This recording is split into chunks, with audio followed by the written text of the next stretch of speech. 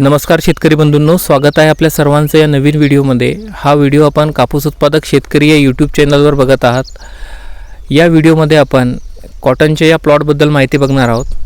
दादा, आपलं नाव सांगा आणि किती एकर क्षेत्र आहे आपला कपाशीचं? माझं नाव गणेश प्रभाकर पाटील, मी कोथळी इथे राहणार आहे। माझा जो प्लॉट आहे हा सुलतानपूर शहरामध्ये प्लॉट आहे हा, आणि हा जो प्लॉट आहे हा 4 एकराचा प्लॉट आहे।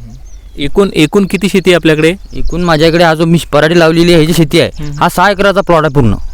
हो, त्याच्यातले 4 एकर मी राघवची पराठी लावलेली आहे। 6 एकर मध्ये एकूण किती पॅकेट लावलेले आपण? 6 पॅकेट पूर्ण मी 10 पॅकेट लावलेले आहे। बरं, कोणकोणते पॅकेट आहेत, कोणकोणत्या व्हेरायटी आहेत त्याच्यामध्ये आपली राघवच्या 6 पॅकेट आणि दुसऱ्या साईडले सुपर कॉटच्या 5-6 पॅकेट। म्हणजे एक सुपर कॉट आहे आणि एक राघव 459 आहे। बरोबर आहे। सुपर कॉड आपण दरवर्षी लावतो दरवर्षी लावतो। आणि ही जी व्हेरायटी आहे, दुसरी व्हेरायटी राघव 459 नावाची, या व्हेरायटीचं आपलं कितवं वर्ष आहे? ह्या व्हेरायटीचं माझं पहिलंच वर्ष आहे। यावेळेस मी पहिल्यांदाच राघवची पराठी लावलेली आहे। बरं, या व्हेरायटीबद्दल आपल्याला माहिती कशी मिळाली? या व्हेरायटीबद्दल माहिती मला यूट्यूबवर आणि फेसबुकवर मी बघितली ही पराठी राघवची, राघव 459 आणि ते पाहून तुम्ही ती व्हेरायटी लावली। आपला हा जो प्लॉट आहे हा याची लागवडची तारीख किती आहे, म्हणजे कोणत्या तारखेची लागवड? 15-16 जूनची लागवड आहे। 2 दिवस लागवड झालेली होती। 15 तारखेपासून सुरुवात केली होती लागवडला, तर 15 जूनची लागवड आहे। म्हणजे वरचं पाणी पडलेलं होतं त्यावेळेसची लागवड। आणि जवळपास आपल्या या प्लॉटमध्ये आपण तूर सुद्धा घेतलेली आहे। किती तासाच्या नंतर तुरीच्या ओळ्या आहेत? 7व्या तासानंतर 7व्या तासानंतर तुरीच्या ओळ्या आहेत। एकूण खताचे याला किती डोस झाले? पहिला डोस आपण जर टाकला तो कधी टाकला? पहिला डोस दिल्यानंतर जो दुसरा डोस आहे, या 2 डोस मधील अंतर किती होतं? पहिला आणि दुसरा डोस हा जो आहे, मी पहिला डोस DAPचा टाकला, हां, त्याच्यानंतर दुसरा जो डोस टाकला याच्यामध्ये 15 ते 20 दिवसाचा म्हणजे फरक पडलेला होता। पहिला डोस जो आहे तो 4 पानावर 5 पानावर टाकलेला होता मी या पराठीला। एकरी किती बॅगा घेतल्या आपण पहिल्या डोसमध्ये? पहिल्या डोसमध्ये एकरी एकच बॅग पडलेली होती, एकरी एक बॅग। हां, त्याच्यानंतर एकरी 2 बॅगा घेतल्या। 6 एकराला 6 बॅग टाकल्या होत्या। त्याच्यामध्ये 6 बॅगा या DAPच्याच होत्या। दुसरं कोणतंच नव्हतं, काहीच मिक्स, कोरो DAP होतं फक्त ते। ठीक आहे। त्याच्यानंतर 20-25 दिवसांना आपण दुसरा डोस टाकला। दुसऱ्या डोस मध्ये कोणतं खत होतं? दुसऱ्या डोस मध्ये DAP होतं, पोटॅश होतं, युरिया होता आणि त्याच्यानंतर ग्रॅन्युअल होतं। कलेक्टिव्हली किती बॅगा पडल्या असतील दुसऱ्या डोस? 6 एकराला 15-16 बॅगा पडलेल्या होत्या दुसऱ्या डोस मध्ये। 15 ते 16 बॅगा पडल्या। DAPच्या किती बॅगा होत्या? DAPच्या होत्या त्याच्यामध्ये कंबाईन म्हणजे 6 बॅगा DAP, 7 बॅगा DAPच्या होत्या, 7 बॅगा आपल्या पोटॅशच्या होत्या आणि 4 बॅगा आपल्या ग्रॅन्युअलच्या होत्या। बरं, म्हणजे पोटॅश आपण वापरलं ते कोणतं होतं?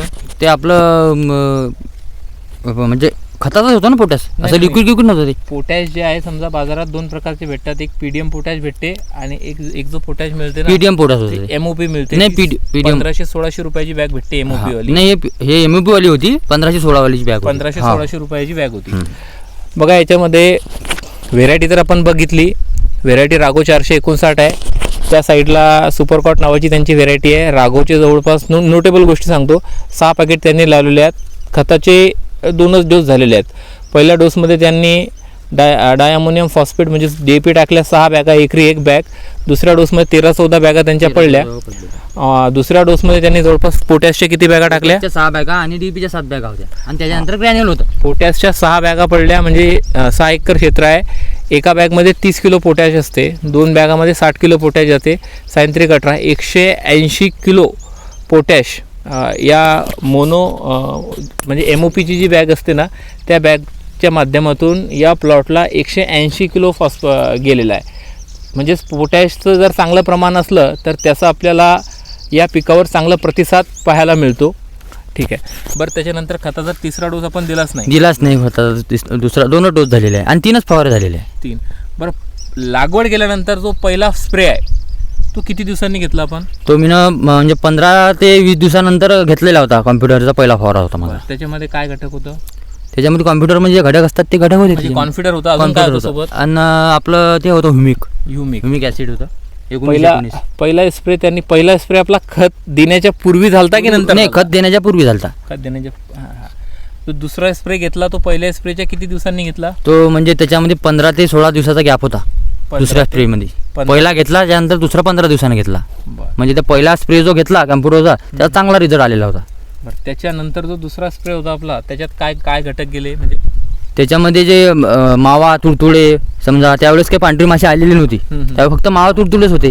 त्याच्यानुसार मोवा पडलेला होता त्यावेळेस पराठीमध्ये, तर ते कव्हर झालं त्या दुसऱ्या स्प्रे. काय औषध होतं दुसऱ्या स्प्रे म्हणजे दुसऱ्या स्प्रेमध्ये मी ना ते खत घेतलं 19 आणि डायरेक्ट आपलं जे हे असते काय म्हणता उलाला घेतलं होतं. उलाला आणि 19 खत होतं आणि एक बोंडवडीसाठी अळीचं घेतलेलं होतं. बस दुसरं काहीच नव्हतं. तिसरा स्प्रे किती दिवसांनी घेतला त्याच्यानंतर? तिसरा स्प्रे 25 दिवसानंतर घेतला डायरेक्ट. 25 दिवसानंतर डायरेक्ट 25 दिवस झाले होते. त्यात कोणतं औषध होतं? त्याच्यात रॉनफेन होतं आणि आपलं डेलिगेट होतं आणि एक बुरशीनाशक होतं आणि एक खत होतं. बरं ठीक आहे. 05234. आपल्या प्लॉटमध्ये सध्या आपण आल्यानंतर पाहिजे त्या प्रमाणामध्ये आपल्याला तण दिसत नाही आहे. आपण तणाचं व्यवस्थापन करण्यासाठी वीड मॅनेजमेंटसाठी सुरुवातीपासून कसं केलं, म्हणजे मॅन्युअली किती विडिंग झालं याच्यात, किती निंदन केले मजुरांच्या माध्यमातून? 2 वेळा निंदन झालेलं आहे आणि तिसऱ्या वेळेस राऊंडअपचा स्प्रे घेतलेला होता मी. म्हणजे ज्यावेळेस हे पाता लागलेलं नव्हतं पराठीला त्यावेळेसच मी राऊंडअप मारून घेतलेलं होतं. त्याच्यामुळे याच्यामध्ये तुम्हाला तण दिसणार नाही. राऊंडअपचं काय प्रमाण घेतलं होतं? मी 60-70 ml 80 ml पर्यंत वापरलं राऊंडअप.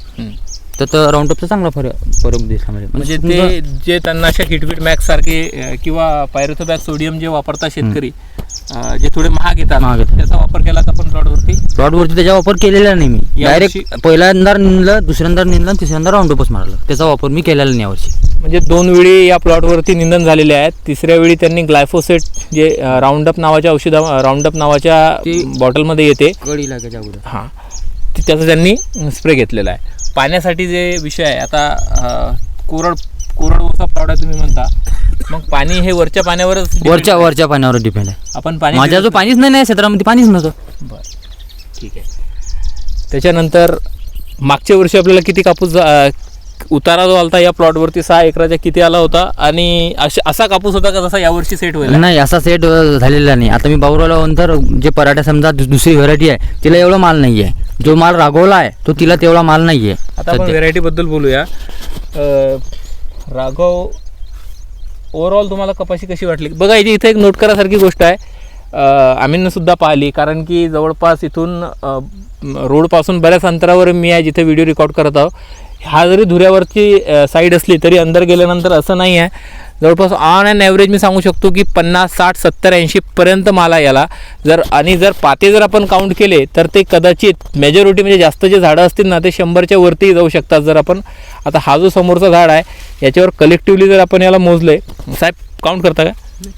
80 बरं, याची वाटलंच तर याची आपण कैऱ्या पण मोजून बघू. काय आहे, शेतकऱ्यांचा कपाशीवर दिवसेंदिवस जो आहे तो खर्च मोठ्या प्रमाणात वाढत चालला आहे. तुलनात्मकदृष्ट्या उत्पादन येत नाही आहे. यावर्षी बऱ्याच शेतकऱ्यांनी कॉटन स्विच केलं आणि कॉटनच्या ठिकाणी कोणी मक्का, कोणी सोयाबीन यासारखी पिकं घेतले. मग कमीत कमी खर्च लावून कमीत कमी मेहनत करून जास्तीत जास्त उत्पादन कसं काढता येईल असा आदर्श आज शेतकऱ्यासमोर पाहिजे. तसंच हा प्लॉट आहे. आता आपण पर्टिक्युलर व्हेरायटीबद्दल बोलूया. धनलक्ष्मी कंपनीची ही व्हेरायटी आहे. व्हेरायटीचं नाव आहे राघव 459. तर आता आपल्या एक फायनल मनोगत सांगा शेवटी, की मागच्या वर्षी आपल्याला जो कापूस झाला होता किती झाला होता? मागच्या वेळेस जो ॲव्हरेज होता तो कमी लागलेला होता या क्षेत्रामध्ये. म्हणजे 7-8 एकरापर्यंत म्हणजे एकरी उतरली पराठी समजा 7 ते 8 क्विंटल बस प्रति एकरी त्या प्रमाणात आली. या वर्षीचा माल आणि मागच्या वर्षीच्या माल अपिअरन्समध्ये दिसण्यामध्ये फरक आहे, खूप फरक आहे. या वर्षी काय अपेक्षित आहे तुम्हाला एक्सेप्टेशन तरी? एवढ्याच आता जे राघोची जी व्हेरायटी आहे हिला असं वाटते बा की बा जसं 10-12च्या वर लागीन असं कोरडवाहू प्लॉट आहे म्हणून असं वाटते मला की यावर्षी राघव पराठी लावलेली आहे मी, तर 10-12पर्यंत मला उतारा येईन. एक 10 ते 12 त्यांचं ॲक्सेप्टेशन आहे, परंतु प्लॉट पाहिल्यानंतर तसं वाटतेच. फायनली त्यांना किती झाला ज्यावेळी त्यांचा पूर्ण प्लॉट रिकामा होऊन जाईल त्यावेळी या व्हिडिओच्या खाली आपण जे डिस्क्रिप्शन सेंटर आहे तिथे फायनल ते तुमच्यासाठी लिहून ठेवू की पूर्ण कापूस निघाल्यानंतर किती उतारा झाला. आम्हाला वेळ दिल्याबद्दल आपले खूप खूप आभार, धन्यवाद.